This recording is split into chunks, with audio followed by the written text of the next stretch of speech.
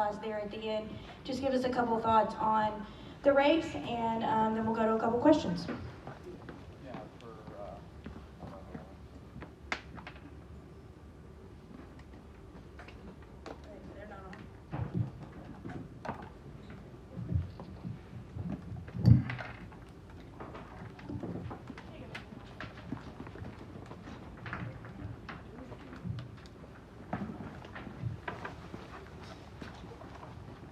How's this one? Okay. Yeah, so for us today was eventful for sure to start. Just trying to get all you can there and early in the race and try to make some passes when other guys are being a little bit tentative and seeing some areas where you can try to pounce on them, and just got too much in the braking zone there for our car and slid all the way into the tire barrier. So, you know, unfortunate right then and there in that part of the race to have trouble. But honestly, the rest of the day, we kind of were mired back in traffic, wasn't really able to make up a whole lot of ground in order to make our moves to come forward. So we had a hand dealt to us there late in the going where we thought about the race getting shortened and pitting and getting ahead of some of those guys. And so we did that and was able to flip the field and get ourselves back up front. So real good effort for us in our number 8 3C Chevy. You know, proud to come out of here with a top 5 and continue our top 5 strings on these road courses. All right, we'll now go to questions from the media. If you have a question, raise your hand. We'll get a microphone to you. We'll start with Jeff Lowe. Yes, that's what I was wondering. It was intentionally, you guys were sort of calculating like, all right, this race is going to be shortened, so if we pit now, we'll be ahead of the game. Is that essentially correct? Yeah, exactly. We were on the radio talking about that. I was like, you guys need to stop talking about this so much. Like, just do it.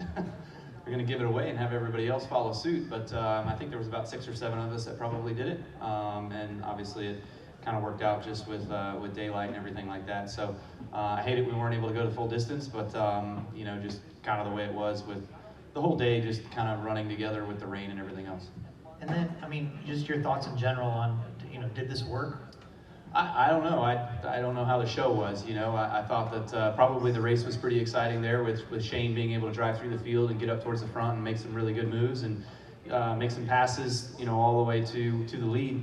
So, you know, as far as being able to race on the streets, yeah, we did it. I mean, we accomplished it. We accomplished it in the wet, you know. We had a few instances out there, but none that were too terrible. I thought the single file restarts was definitely the way to go. You know, even being back as far as I was for most of the race, it wasn't, you want to make ground and you want to make passes and stuff, but on restarts with going into turn one groove being dry, one groove being wet, that wasn't going to be the way to do it.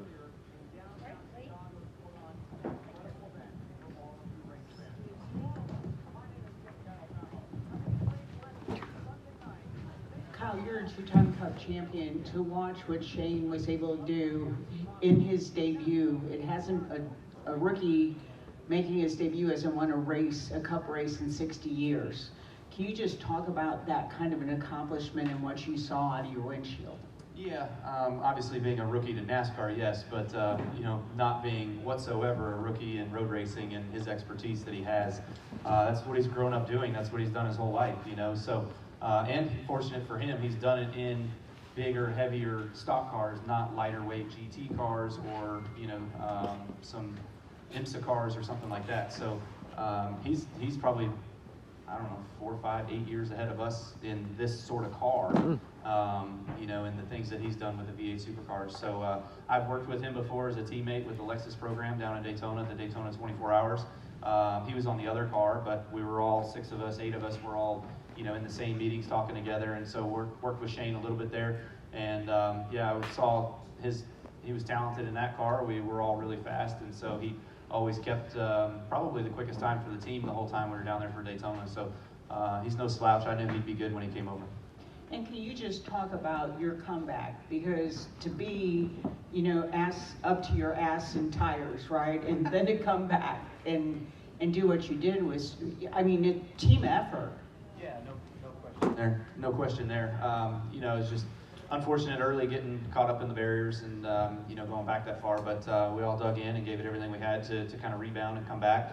I wish it was done more in the way that Shane was able to do it, where I was passing guys and coming up from the back to the front. But I definitely lost confidence after putting it in the tire barrier in my braking zones for the rest of the day, and I had a lot of lockup issues today too. So I don't know what was going on with my brakes different from yesterday. I just could not find the right rhythm with it. until late. Once probably the last 10, 15 laps, I really felt like I was clicking some better times off and rolling forward. All right, we've also now been joined by Chase Elliott. We'll continue with questions for Kyle and Chase. We'll go over here to Daniel McFadden.